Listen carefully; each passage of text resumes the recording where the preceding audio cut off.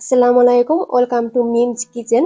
আজকের পর্বে আপনাদের তৈরি করে দেখাবো কাঁচা আমের জেলো পুডিং।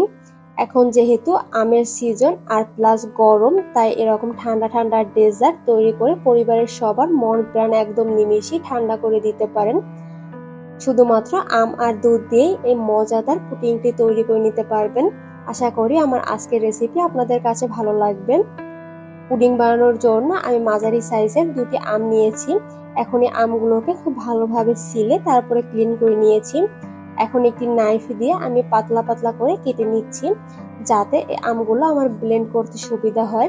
আপনারা আপনাদের পছন্দ মতো সাইজ করে কেটে নিতে পারেন।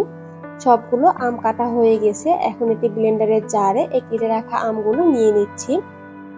এখন দিয়ে দিচ্ছি 1 কাপ পরিমাণ পানি। এখন এই আমগুলোকে একদম মিহি করে পেস্ট করে নিয়েছি। আমের পুডিং বানানোর জন্য আমি মূলত আমের রস ব্যবহার করব, তাই একটি ছাঁকনি দিয়ে আমি মিশ্রণটাকে ছেঁকে নিচ্ছি, যাতে আমের রস পুরোপুরি আলাদা হয়ে যায়। আমের রস ছেঁকে নেওয়া হয়ে গেছে। এখন চলে যাচ্ছি জেলি তৈরি করার জন্য। আমের রস আমার এখানে 2 কাপের মতো হয়েছে। এখন একটি প্যানে নিয়ে নিচ্ছি। আম যেহেতু বেশ অনেকটাই টক, তাই আমি এখানে 1/3 কাপ পরিমাণ চিনি দিয়ে দিচ্ছি। চিনির পরিমাণ আপনারা চাইলে কম বা বেশি করতে পারেন। আর দিচ্ছি হাইকো আগার আগার পাউডার। আমি এখানে 1 চামচ উঁচু করে দিয়ে দিচ্ছি। এখন আমের রসের সাথে আগার আগার খুব ভালোভাবে মিশিয়ে নিচ্ছি। আর এই পর্যায়ে কিন্তু চুলা বন্ধ আছে। চুলা বন্ধ থাকা অবস্থায় আমি আগার আগার খুব ভালোভাবে মিশিয়ে নিচ্ছি। মেশানো হয়ে গেছে। এখন যেহেতু কাঁচা আমের পুডিং তৈরি করে নিব, তাই এখানে খুব সুন্দর একটা কালার আনার জন্য আমি গ্রিন ফুড কালার অ্যাড করে দিয়েছি।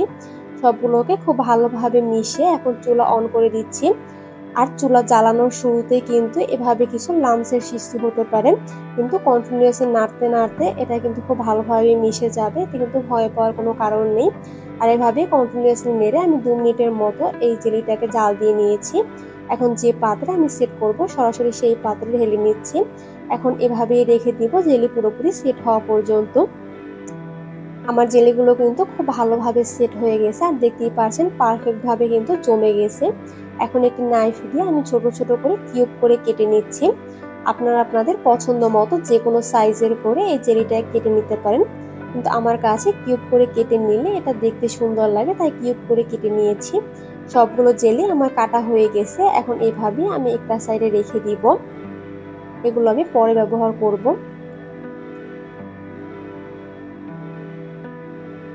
একটি প্যানে নিয়ে নিচ্ছি 2 কাপের মতো লিকুইড দুধ, আর দিয়ে দিচ্ছি 1/4 কাপ পরিমাণ চিনি। চিনির পরিমাণ আপনারা চাইলে কম বা বেশি করতে পারেন।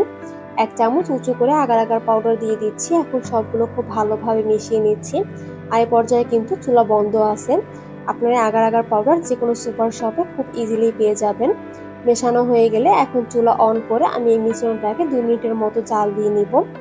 2 মিনিট পর আমার মিশ্রণটা জাল দেওয়া হয়ে গেছে। এখন যে পাত্রে আমি পুডিংটাকে সেট করব, সরাসরি সেই পাত্রে ঢেলে নিচ্ছি। আর এই কাজটা যত দ্রুত সম্ভব করার চেষ্টা করবেন, না হলে কিন্তু খুব দ্রুতই এই মিশ্রণটি জমে যাবে। এখন যে কিউব করে আমি জেলিগুলো কেটে রেখেছিলাম সেটা দিয়ে দিচ্ছি। আর এই কাজটা কিন্তু খুব দ্রুত করতে হবে, না হলে কিন্তু দুধের মিশ্রণটি খুব দ্রুতই জমে যাবে। সবগুলো দেওয়া হয়ে গেলে এখন নাড়িয়ে দিচ্ছি। আর এভাবেই আমি বাহিরে রেখে দিব ঠান্ডা হওয়া পর্যন্ত। ঠান্ডা হয়ে গেলে এই পুডিংটিকে আমি নর্মাল ফ্রিজে 1 ঘন্টার জন্য রেখে খুব ভালোভাবে সেট করে নিয়েছি। আর এতে কিন্তু আমার পুডিংটি পারফেক্ট ভাবে জমে গেছে। এখন পাশ থেকে আমি একটি নাইফ দিয়ে ছাড়িয়ে নিচ্ছি, যাতে এই পুডিংটি ডিমোল্ড করতে সুবিধা হয়। উপর একটি প্লেট দিয়ে আমি পুডিংটি ডিমোল্ড করে নিয়েছি।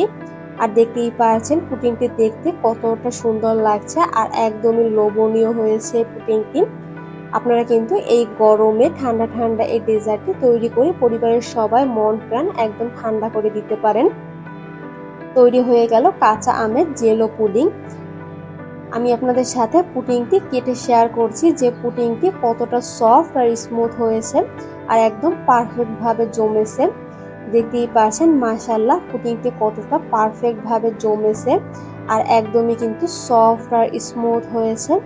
আপনাদের কাছে যদি রেসিপিটি ভালো লাগে তাহলে কিন্তু বাসায় ট্রাই করবেন। আর বাসায় ট্রাই করলে আমাকে কমেন্ট করে জানাতে পারেন আপনাদের কাছে কেমন লেগেছে। আজ এ পর্যন্ত, আল্লাহ হাফেজ।